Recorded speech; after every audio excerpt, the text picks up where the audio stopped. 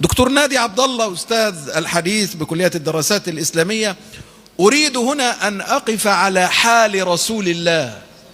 كيف كان رسول الله صلى الله عليه وسلم في هذه الفترة؟ ثم نعود لأستاذنا بعد ذلك.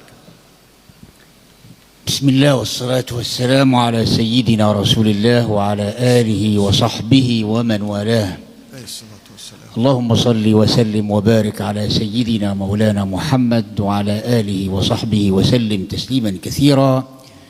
بداية أتقدم بخالص الشكر والتقدير إلى عالمنا فضيلة الأستاذ الدكتور شيخنا الجليل الذي أفاض وتكلم بمعلومات. طبعا هذه المعلومات التي استقاها أستاذنا من مصادر موثوقة، وهو أستاذ متخصص في السيرة والتاريخ، وخاصة سيرة وتاريخ الإسلام وسنة سيدنا رسول الله صلى الله عليه وسلم. أيضا أتقدم بخالص شكري وتقديري إلى الأستاذ والدكتور إن شاء الله يعني يعد نفسه للدكتوراه، دكتور إسماعيل دويدار، المذيع المتألق بمداخلاته الرائقة وكلماته الماتعة التي تضيف إلى هذا اللقاء إضافة جليلة وعظيمة إن شاء الله تعالى. الشكر لكم على هذا الاستماع وهذا الجلوس والأنس بسيرة سيدنا رسول الله صلى الله عليه وسلم. الله عز وجل كمل وجمل سيدنا رسول الله صلى الله عليه وسلم، ولذلك اختار الله لسيدنا النبي صلى الله عليه وسلم خير الأمم لتكون له أتباعا. أمة الإسلام هي خير الأمم مهما قيل عن أمة الإسلام ومهما ضعفت ومهما حل بها، إلا أنها بفرمان من الله هي خير الأمم على وجه الأرض. كنتم خير أمة أخرجت للناس، فلن تكن هناك أمة تتبع سيدنا النبي صلى الله عليه وسلم إلا إذا كانت أمة خيرة، أمة نيرة.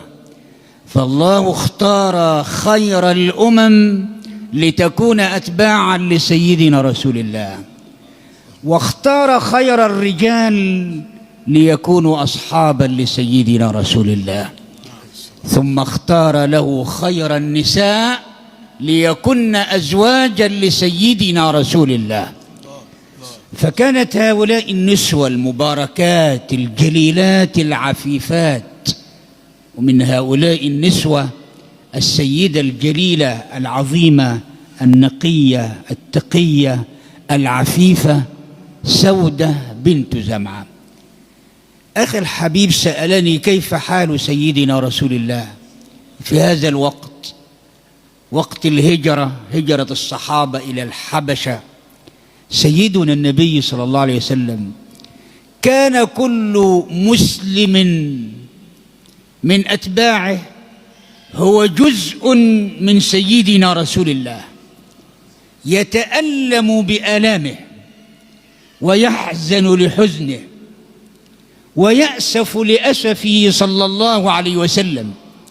وحين يخرج مسلم من وطنه مهاجرا وتاركا مكة إلى الحبشة، لم يكن ذلك بالأمر السهل على قلب سيدنا رسول الله، بل كان حين يخرج هذا المسلم تخرج معه ملاحظة سيدنا رسول الله وعناية سيدنا رسول الله بالتضرع والدعاء إلى الله عز وجل أن يكون هؤلاء المسلمين في حفظ الله وفي عناية الله.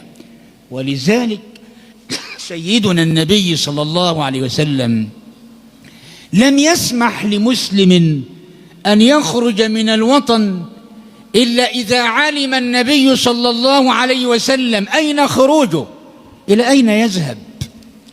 أين يذهب صلى الله عليه وسلم. فإذا ما عرف مكانه الذي يذهب إليه، فحين يذهبون إلى الحبشة يقول اذهبوا إلى الحبشة فإن بها ملك عادل، إنسان لا يظلم أحدا، لأن سيدنا رسول الله صلى الله عليه وسلم يخاف على كل فرد من أفراد هذه الأمة، فكيف بمن هم خير من ولدت هذه الأمة من الرجال والنساء، صحابة سيدنا رسول الله. فتح الله عليك. كيف كان حاله حينما فقد السيدة خديجة عشان الوقت؟ تمام. سيدنا النبي صلى الله عليه وسلم تزوج السيدة الطيبة النقية سودة بعد أمنا السيدة خديجة.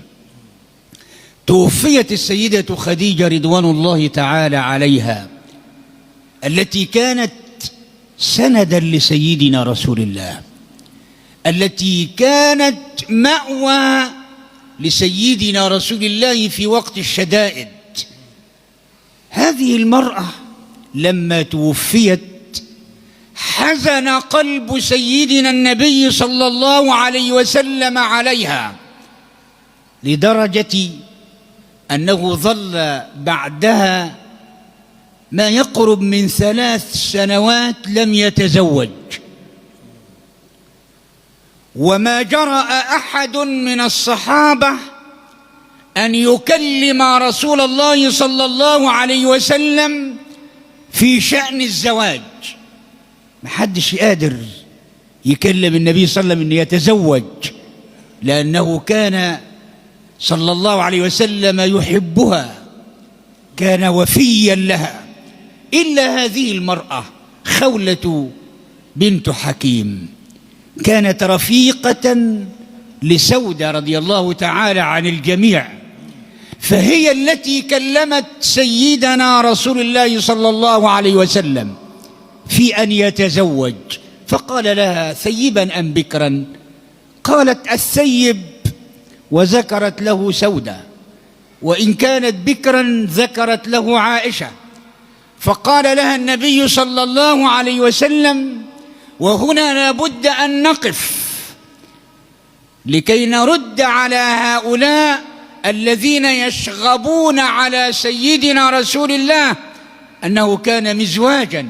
هذه امرأة كانت مسنة كبيرة في السن، امرأة ثيب تعول أولادا ليس لها أحد، فلو كان النبي يتزوج لشهوته كما يقولون لتزوج بكرا، لكنه قال لها: اذهبي إلى سودة واخطبيها لي. فذهبت خولة بنت حكيم إلى سودة قائلة لها: يا سودة، ماذا أدخل الله عليك من الخير والبركة؟ قالت: وما ذاك؟ قالت: أرسلني رسول الله صلى الله عليه وسلم لأخطبك له. فقالت: والله كم تمنيت ذلك. كانت المرأة تتمنى أن تكون رفيقة سيدنا رسول الله، وتكون في عداد أمهات المؤمنين.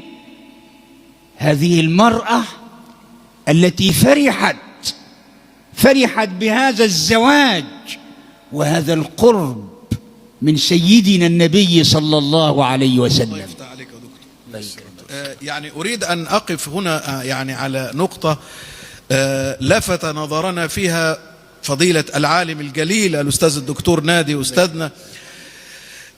رسول الله صلى الله عليه وسلم كان لديه من زوجته خديجة أبناء، فاطمة وزينب وأم كلثوم.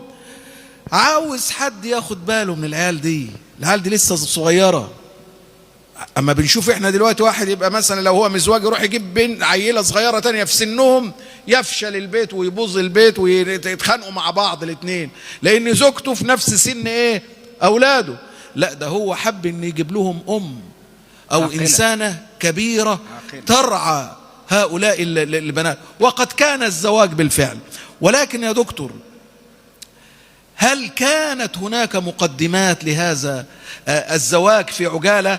سمعنا كما أو قرأنا في كتب السيرة أنها كانت ترى رسول الله صلى الله عليه وسلم في منامها، وأنه كان قمرا ينزل كما ذكرت بعض كتب السيرة في حجرها، وكان زوجها يفسر لها ذلك بأنه ربما رحل عنها وتزوجها خير البشر. هل هذا صحيح؟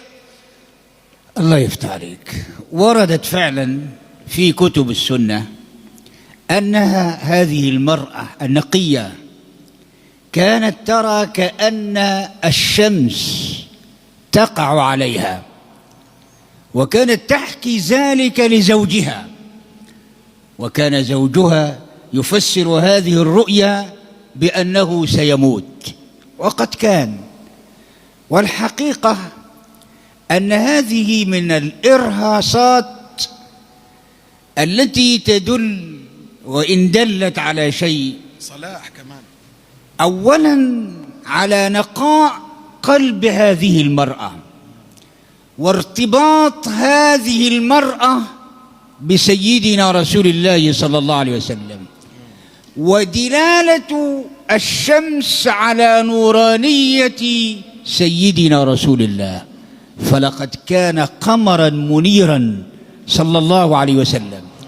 ويعني لا نقف عند هذه القصة طويلة لأنها فيها كلام، لكن هناك ارتباط وثيق. كانت المرأة تتمنى بالزواج من سيدنا رسول الله صلى الله عليه وسلم. كانت عندها من الصفات التي تجعلها أما لكل مؤمن وكل مؤمنة. كانت امرأة عاقلة راجحة العقل خفيفة الظل، كانت تداعب سيدنا رسول الله في وقت كان يحتاج إلى من يخفف عنه آلامه، آلام الدعوة وآلام فقد الحبيبة وآلام المؤاساة التي يلقاها صلى الله عليه وسلم في سبيل دعوته. كانت هذه المرأة خفيفة الظل تضحك سيدنا رسول الله صلى الله عليه وسلم، تصنع البهجة. يعني في مرة كان سيدنا النبي صلى الله عليه وسلم يصلي الليل، فهي تصلي خلفه، فأطال صلى الله عليه وسلم في ركوعه، فلما انتهى من صلاته قالت: يا رسول الله، والله لقد أمسكت أنفي خشية أن يقطر منها الدم، أي من طول ركوعك. فضحك صلى الله عليه وسلم. يقول الراوي: فكانت كثيرا ما تضحك سيدنا رسول الله صلى الله عليه وسلم. ده درس برضو عظيم نقف عليه، يعني أستاذنا الله يفتح عليه. الزوجة المفروض إنها يعني برضو ما تكونش يعني في البيت يعني جالبة للنكد، لا، ده تكون جالبة للسرور. يعني من بين هذه الصفات كانت حتى مشيتها كانت أحيانا بتضحك الرسول صلى الله عليه وسلم، فكانت تمشي هذه المشية أمام رسول الله حتى يضحك.